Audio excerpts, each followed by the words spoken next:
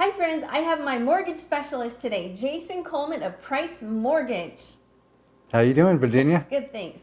I'm going to ask him some questions because I want my buyers to know what is the breakdown of their big mortgage payment, PITI. Jason, tell us what the big mortgage payment breakdown, PITI, stands for.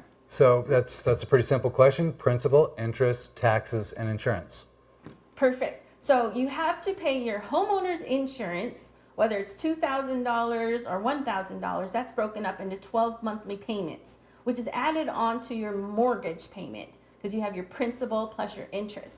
And then he was talking about property taxes. So property taxes, that can also be an additional $1,000 or it can be $2,000. But that's also broken down into 12 monthly payments, which is also added on to your principal and interest. So that is your PITI payment, 1 monthly payment. Now, interesting enough, with conventional loans, you can choose not to have the taxes and insurance included in your payment. And so you would just pay those either every 6 months with taxes or every year. But you have to, on the close of escrow of a refinance or a purchase, you have to declare that and then pay that at closing. Right. And that way, you have to pay it when it's due because your property taxes are due on a certain day. But also, like you were saying, FHA or different loans. Or VA, it's required. Yeah, those are called escrows. There's a lot of different meanings for escrow, by the way. That's true. Yeah. Right. Escrow is like term period or an escrow account. So that's a good point. Escrow account means the title company collects those funds for your property taxes or your insurance and they pay those for you. Right. So that would be escrow account. Escrow, yeah. And then when you go under escrow on a purchase, it has a totally different meaning, right? Yeah, that means, it's going pending, kind of. Right, yeah, you put a deposit down, now it went contract. into escrow with title. Right.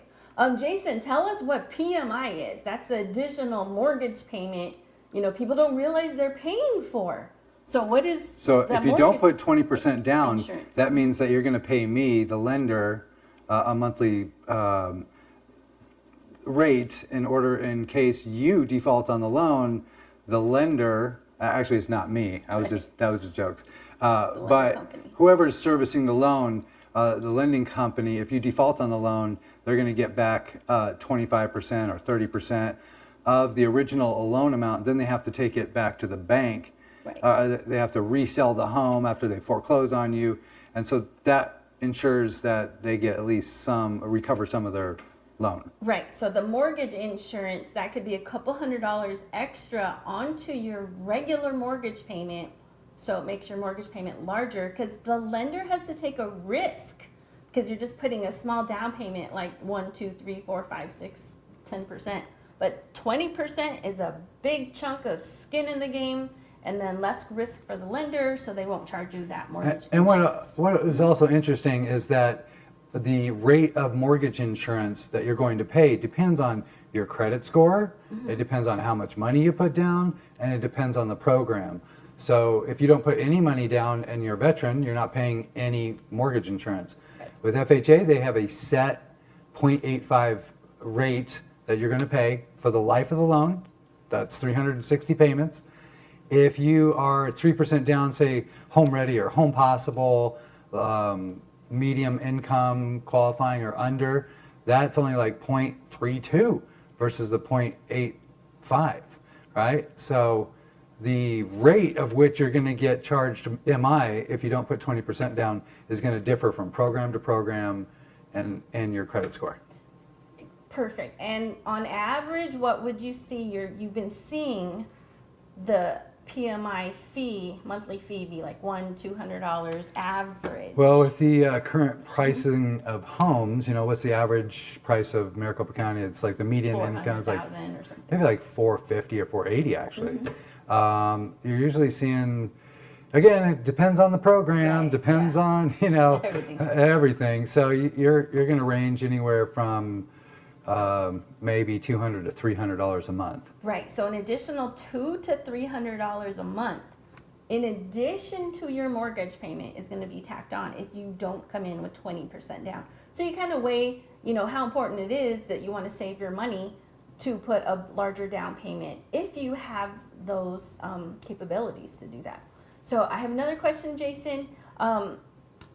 For our buyers maybe that are new to the game, what things does a lender need? What items does a lender need from a buyer to get them qualified for a home? Well, the pre-qual, Pay stubs. it also is going to depend on what you do for money, for income. So if you are a W-2, we need 2 years W-2s, 30 days pay stubs, 60 days bank statements, and your driver's license. And if you are self-employed, we need 2 years taxes, and usually a profit and loss statement year to date. If you are trying to qualify off of something like say you have $1 million in the bank, but you don't really have much income, then we're gonna need to see your bank statement showing your assets, and then we can do like asset depletion type income. So there's a lot of different, and some loans don't need any income. Some loans like what is it, DSCR loans, where they just go off of whatever the average rent is in the area. If you're buying an investment property and you're putting 25% down, you don't need income to qualify. You need to make sure that the rents in the area are up to par to make the payment that you're going to make. So many different ways for buyers when they get qualified of items that they need to supply to lenders to get qualified. Yeah. And that will help determine what you're qualified for, how much you're pre-approved for, many different items. So thank you very much, Jason, All right. for your time. Contact Jason Coleman for all your lender needs. Jason, what's your phone number? 602-451-5472. Perfect. Thank you so much. See ya.